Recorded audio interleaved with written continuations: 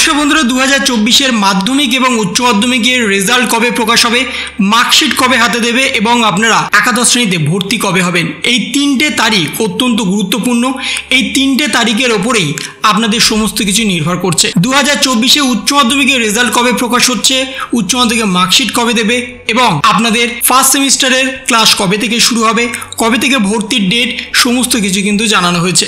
কারণ এই সমস্ত ডেটের ওপরেই আগামী দিনে আপনাদের সমস্ত কিছু নির্ভর করছে, বিশেষ করে মাধ্যমিক ছাত্রছাত্রীদের। কারণ মাধ্যমিক ছাত্রছাত্রীদের 2024 সাল থেকেই তাদের সেমিস্টার সিস্টেম চালু হচ্ছে। তাদের ভর্তির প্রক্রিয়া যত তাড়াতাড়ি সম্পন্ন করা যাবে তত তাড়াতাড়ি তাদের ক্লাস শুরু করা যাবে এবং তাদের সিলেবাস শেষ করা যাবে। কারণ সিলেবাস নিয়ে ইতিমধ্যেই সমস্ত স্কুলে বিতর্কিত ঝড় তৈরি হয়েছে। কারণ সিলেবাস যদি শেষ না করা যায় তাহলে সেমিস্টার প্রক্রিয়া কিভাবে সম্পন্ন করা যাবে। প্রথমবার আপনারা এই সেমিস্টার প্রক্রিয়ার মধ্যে দিয়ে যাবেন, তাহলে আপনাদের সিলেবাস কিভাবে শেষ হবে। এবং তার সাথে আরেকটা বড় প্রশ্ন, মাধ্যমিকের রেজাল্ট প্রকাশের পরে একাদশ শ্রেণীর ভর্তির মাঝে কতটা সময় থাকবে। যদি কারোর পিপিএস বা পিপিআর করতে দিতে হয় তাহলে আদৌ কি তারা সময় পাবে এবং আপনাদের সাবজেক্ট চুজ করার জন্য কতটা আপনারা সময় পাবেন। প্রতিটা স্কুলে সিট সংখ্যা সীমিত থাকে, আপনারা জানেন। যদি আপনারা নিজের স্কুল থেকে বেরিয়ে অন্য স্কুলে যান তাহলে সেক্ষেত্রে কোন কোন সাবজেক্টে আপনারা পাবেন, কত তাড়াতাড়ি ভর্তি হতে পারবেন, এই বিষয়গুলোর উপরে আর কয়েকটা দিন নির্ভর করছে। এবং সেখানেই প্রথমত মাধ্যমিক এবং উচ্চ মাধ্যমিকের রেজাল্ট নিয়ে বলা হয়েছে।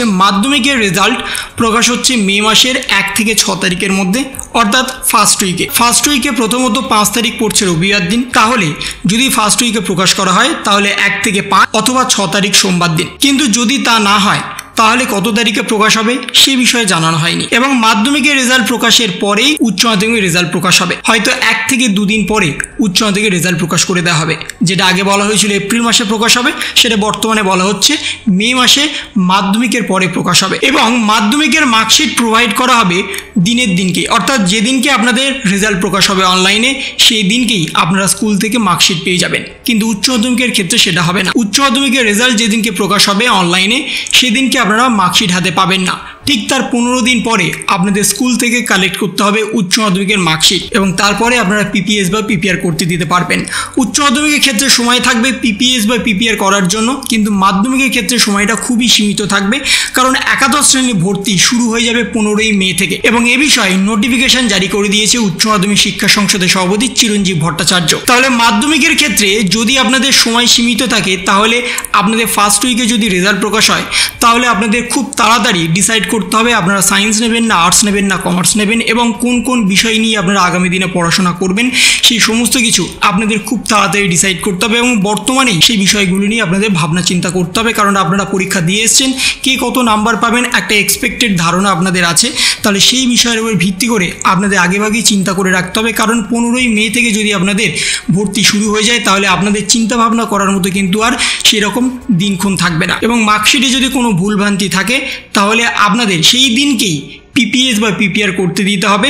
বিষয়ভিত্তিক কোন বিষয়ে আপনারা পিপিএস বা পিপিআর করতে দিচ্ছেন তার উপর নির্ধারিত টাকা দিয়ে স্কুলের প্রধান শিক্ষকের কাছে লেটার লিখে জমা করতে হবে এবং 1 থেকে 2 দিনের মধ্যেই আপনাদের নতুন মার্কশিট চলে আসবে। এই বিষয়গুলো কিন্তু মাথায় রাখতে হবে। এবং উচ্চ মাধ্যমিকের রেজাল্ট প্রকাশের 15 দিন পরেই তাদের মার্কশিট প্রোভাইড করা হবে এবং তারপরে তারা পিপিএস বা পিপিআর করতে দিতে পারবেন।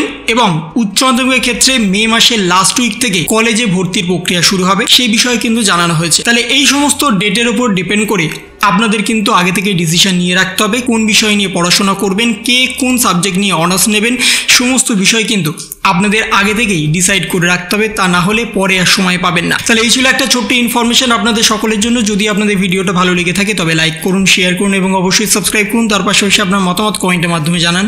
ভালো থাকুন, সুস্থ থাকুন, ধন্যবাদ।